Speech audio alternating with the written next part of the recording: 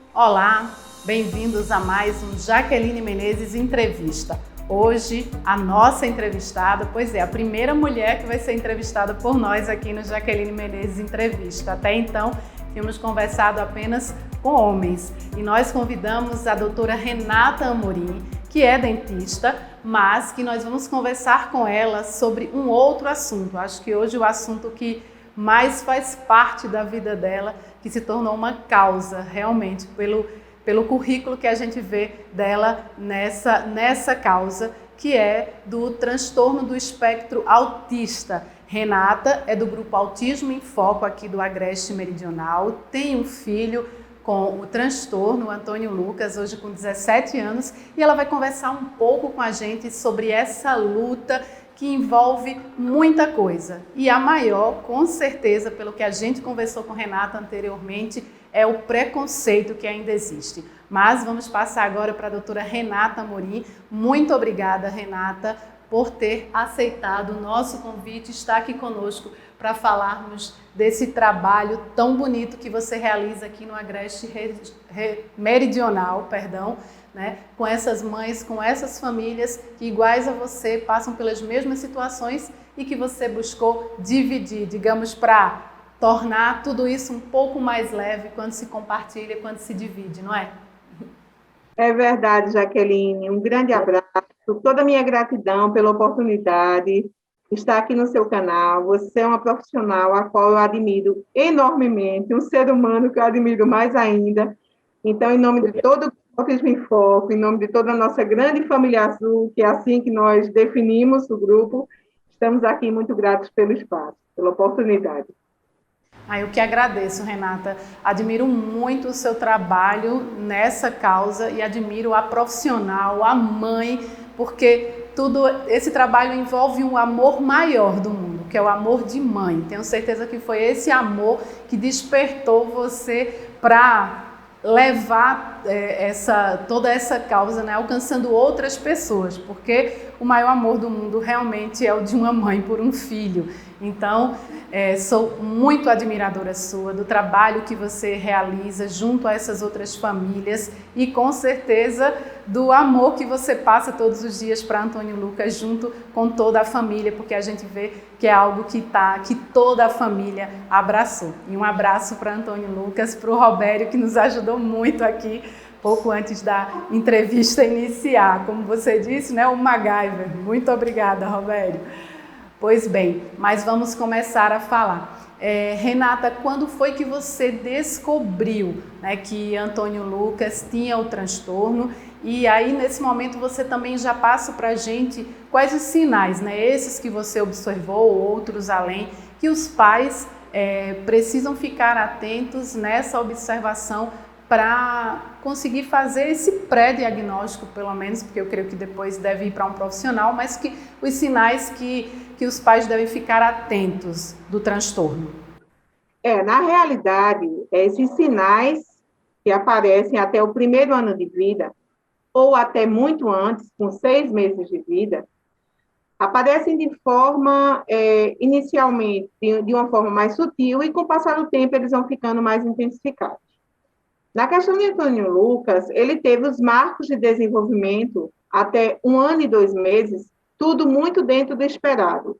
Balbucios, tentativa de fala, interação social, interação olho no olho conosco, os comportamentos, tudo muito dentro do esperado. No entanto, por volta de 1 ano e 2 meses, diante de um processo de convulsão, que nada tem a ver com o fato dele ter se tornado autista, a convulsão foi um episódio esporádico, ele estava conosco, apresentou um quadro de febre, foi até o hospital, lá conseguiram regredir essa questão da febre, da convulsão, retornou para casa e retornou a mesma criança de antes. Mas depois de alguns meses, aí nós fomos percebendo diferenças no comportamento, né? Vamos dizer assim, algumas regressões.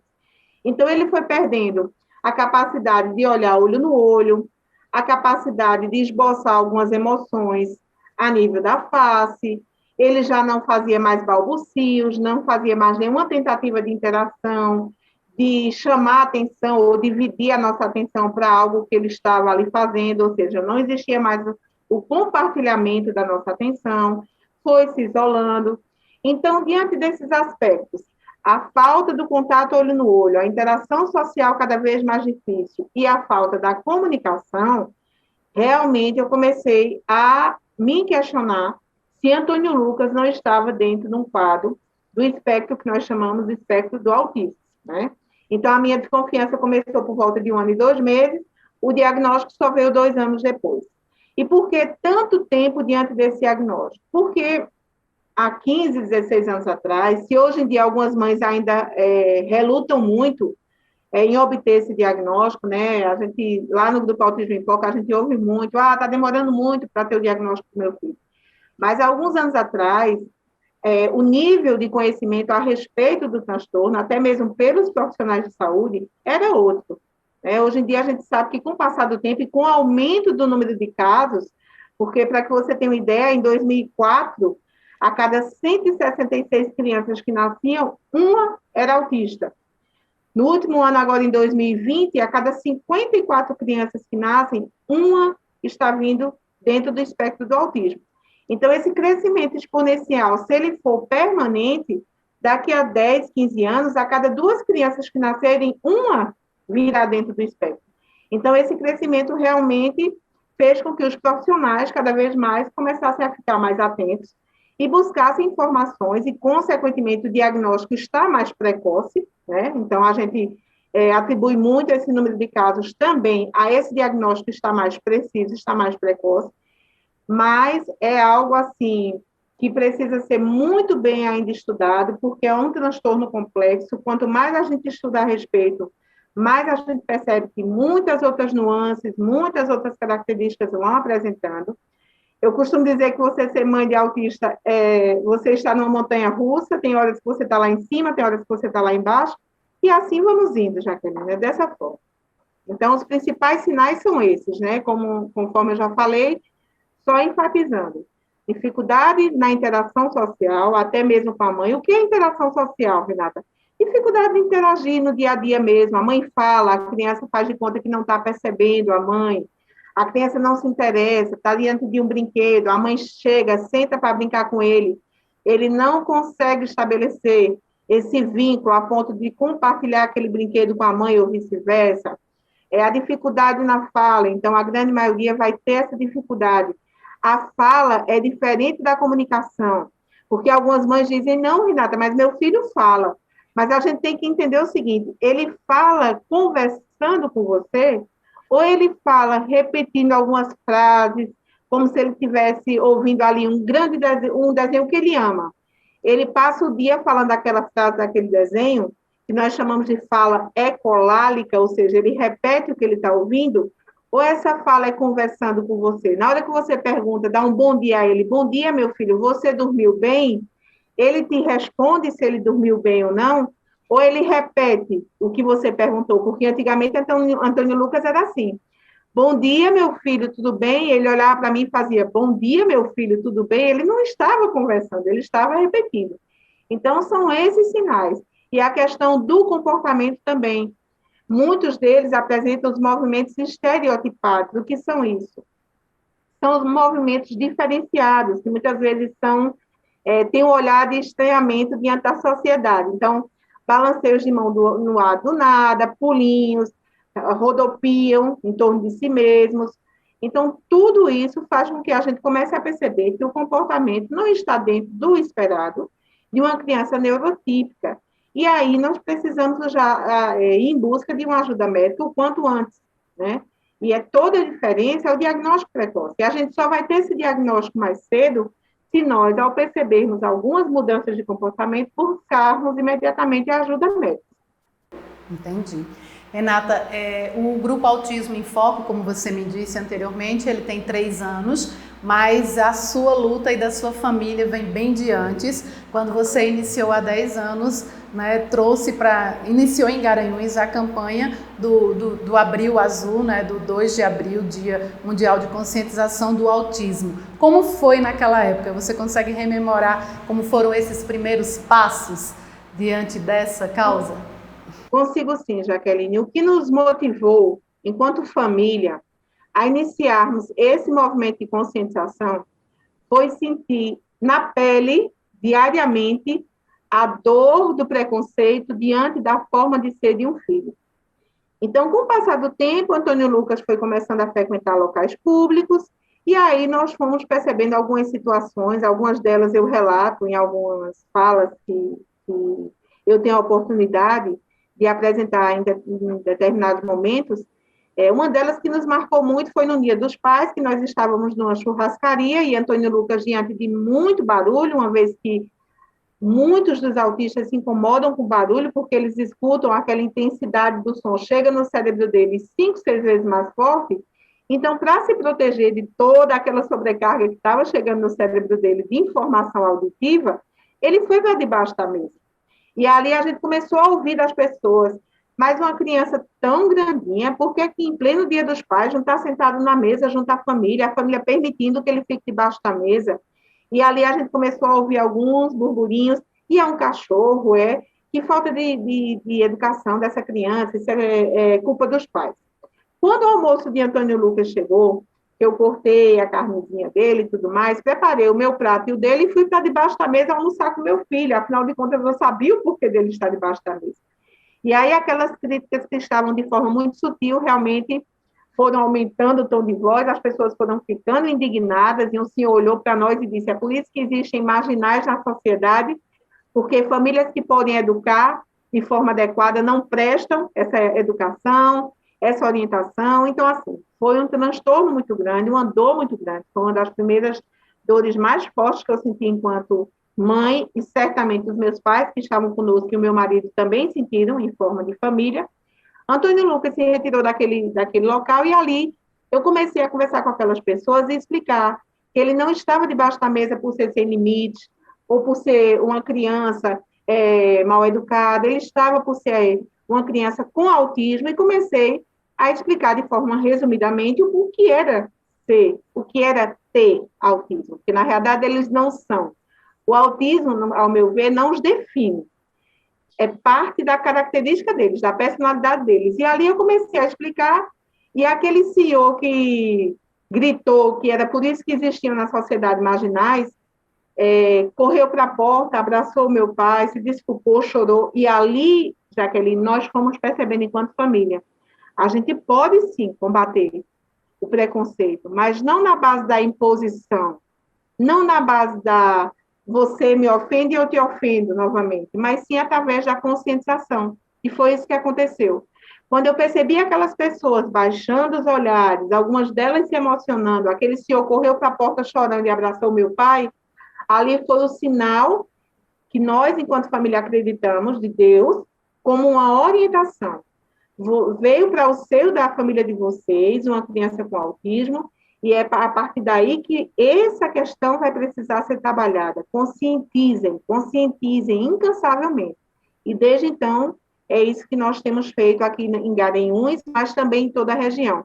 Porque eu costumo dizer que toda essa semana de conscientização acontece em Garanhuns, mas com a ajuda muito importante de muitos, se não todos, para não dizer todos, os municípios vizinhos. Eles se fazem presentes, sim.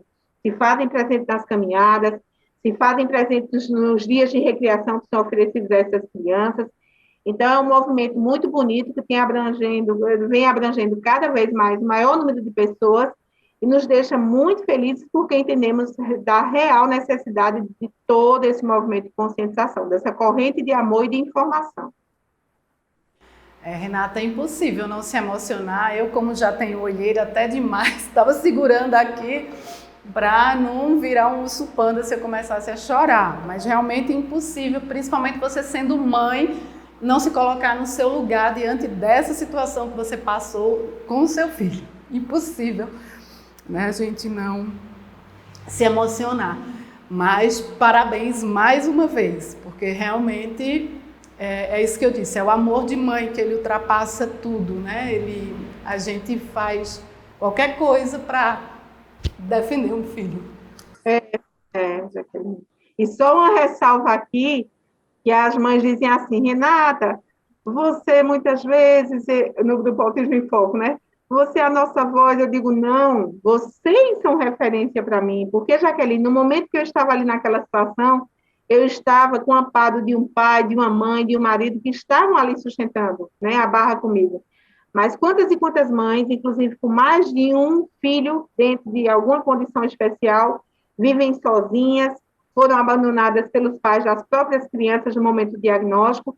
Então, essas mães, para elas sim eu tiro o meu chapéu. São nelas que realmente eu me espelho, na força, na resiliência dessas mães. Porque você ter um suporte familiar faz com que as coisas fiquem mais amenas. São difíceis, são. Mas é nesse momento, Jaqueline, que eu costumo sempre dizer que nós, mães de autistas, todas estamos no mesmo mar. O mar é o mesmo, mas algumas estão no barco, algumas estão na boia, algumas estão à deriva, e é justamente no intuito de que todas nós que estamos nesse mar azul tenhamos as mesmas oportunidades para os nossos filhos e criamos o nosso grupo Autismo em Foco para lutarmos juntos, porque nós costumamos sempre dizer, juntos somos mais fortes, ninguém solta a mão de ninguém, ou seja, aquela mãe que estava ali à deriva, aquela mãe que estava ali na boia, vai todo mundo para o mesmo barco, dentro do mesmo mar, lutar juntas em prol da melhoria da qualidade de vida de seus filhos. É isso aí que eu acredito, né? Enquanto mãe, enquanto cidadã. Eu ia perguntar exatamente para você de onde veio, né, como surgiu essa vontade do Autismo em Foco. Você acaba de me responder nessas palavras, né? Isso mesmo exatamente por você ter passado por tudo isso, você sabia que muitas outras mães estavam passando e muitas vezes sem saber, sem ter conhecimento de nada, de como poderia ajudar mais o seu filho, porque você falando desse preconceito, de como as pessoas reagiram e de como elas mudaram de atitude quando souberam, né, do transtorno de Antônio Lucas, a gente vê quão é importante a informação para combater esse preconceito, né? Porque muitas vezes a gente se depara com porque o preconceito é exatamente isso, é você não conhecer completamente uma situação e buscar já criar um conceito ali sobre ela sem conhecer o todo. E isso acontece realmente por causa principalmente também da falta de informação, por isso muito importante essa campanha, esse grupo que você formou. Hoje são quantas mães aqui no Agreste Meridional, Renata, que participam do Autismo em Foco, que estão realmente focadas em criar ambientes melhores para o desenvolvimento dos seus filhos? Bom, Jaqueline, o nosso grupo, é importante que nós fizemos, que não é formado apenas por pais e mães de autistas, né? Nós também temos profissionais que têm abraçado essa causa. O grupo está em torno de 250 pessoas. Já estamos pensando em criar o segundo grupo de Zap, Grupo Autismo em Foco 2, para comportar outras mães e outros profissionais que estão querendo, junto a nós, abraçar a nossa causa, essa corrente que não pode parar, nossa luta não pode parar. Então, estamos em torno de 250 pessoas, frisando que 80% do grupo é composto de mães de autistas e pais também. Pais na sua minoria, mas muito participativos também, muito presentes. E é isso, são famílias que estão ali para dividir as suas dores, as suas situações exitosas, porque naquele grupo, no momento que uma mãe se expressa, que naquele dia o seu filho não está bem, que o seu filho está desregulado, que o seu filho não está bem adaptado a uma determinada medicação que vai precisar ser substituída, ali ela percebe que naquele desabafo ela não vai encontrar o que ela encontra diariamente na sociedade, ela não vai encontrar o preconceito, ali ela vai encontrar a compreensão, afinal de contas, todas as mães, todos os pais passam naquele grupo por situações muito parecidas. Embora cada autista apresente um grau de comprometimento, embora cada autista seja único, muitos pontos em comuns, muitas situações vivenciadas são semelhantes entre uma família e outra. Então, ali é um espaço de compreensão, é um espaço de partilha, é um espaço de desabafo. Quantas e quantas mães, ao final da noite, agradecem, que bom, aqui na madrugada eu estou com meu filho sem dormir, tem alguém aqui para me ouvir, porque sempre existe uma mãe apoiando a outra. O Grupo Autismo em Foco é realmente uma grande família, todos se dão as mãos, como eu já disse, ninguém solta a mão de ninguém, a gente tem visto diariamente, sabe, essa entrega, essa união, essa corrente que só tem crescido com as graças do bom Deus. Graças a Deus, Renata. Renata, você narrou essa situação que você passou com o Antônio Lucas bem lá atrás. Hoje você avalia se esse preconceito já diminuiu um pouco, se ele ainda é muito presente, ou se as campanhas de conscientização têm conseguido deixar as pessoas mais sensíveis. O que eu percebo, Jaqueline, é que antigamente não se falava de autismo, e isso era a nível nacional, pelo menos, né? Então, no Brasil se falava muito pouco a respeito. Com o crescimento, do número de casos decorrente, ao meu ver, principalmente do diagnóstico estar mais precoce, e aí eu tento imaginar, mas não consigo imaginar na sua verdadeira essência o quanto essas famílias e essas crianças sofreram no passado, porque muitas delas estavam com diagnóstico errado de esquizofrenia, né, de loucura institucionalizadas, ou mesmo dentro de casa, escondidas. Então, a gente percebe que a temática do autismo está mais presente no nosso dia a dia e, consequentemente, as pessoas começam a falar. Eu estou ouvindo muito, eu estou com um sobrinho que está com a suspeita do diagnóstico do autismo, eu estou com um neto, eu estou com um conhecido, o vizinho da minha amiga está com essa suspeita. Então, diante da temática, o número tem aumentado, a temática está vindo mais à tona. Mas o preconceito ainda existe. E o que o tempo tem me mostrado é que, com o passar do tempo, a forma desse preconceito ser apresentado para uma mãe, por exemplo, é diferente. Antônio Lucas, na época da churrascaria, foi taxado como uma criança mal educada, sem limites. Hoje em dia, com 1,75 m, um adolescente, ele vai ao supermercado, lá tem muita informação, tem muito barulho, tem muita informação visual, isso faz com que eles fiquem desregulados. Então, ele ficava de uma sessão, um dos exemplos de tantos outros que a gente vivencia. Na sessão do biscoito, de um lado para outro, de um lado para outro, tentando escolher o dele, e aí chegou um senhor por trás, totalmente sem maldade, a gente percebia que era totalmente desconhecimento da compreensão do que estava acontecendo, e disse: "Ô senhor, tão lindo e doentinho". E aí você percebe que o preconceito muda, já não é a criança sem educação, já é a criança coitadinha, doentinha, incapaz, né? E aí, Antônio Lucas imediatamente parou o que estava fazendo e, para minha surpresa, se direcionou para o senhor, estabeleceu o contato olho no olho e respondeu: "Eu não sou doentinho, eu não estou com febre". Como eles entendem o que é repassado para eles de uma forma muito concreta, ele não entendeu que o senhor estava chamando ele de doentinho, como se dissesse um doente mental, né? Que foi o que realmente o senhor, na sua falta de conhecimento, quis afirmar. Ele entendeu que ele estava dizendo que ele estava doente, imediatamente ele afirmou: "Não, eu não estou com febre, eu não estou doente". Então, aí você percebe que, com o passar dos anos, embora toda a temática esteja vindo muito, muito, as rodas de discussão, as famílias, porque o número de famílias com crianças vindo no transtorno do autismo para o seio dessas famílias tem aumentado muito, a gente percebe que as formas de preconceito ainda existem e vão modificando com o passar da idade. Renata, outra situação.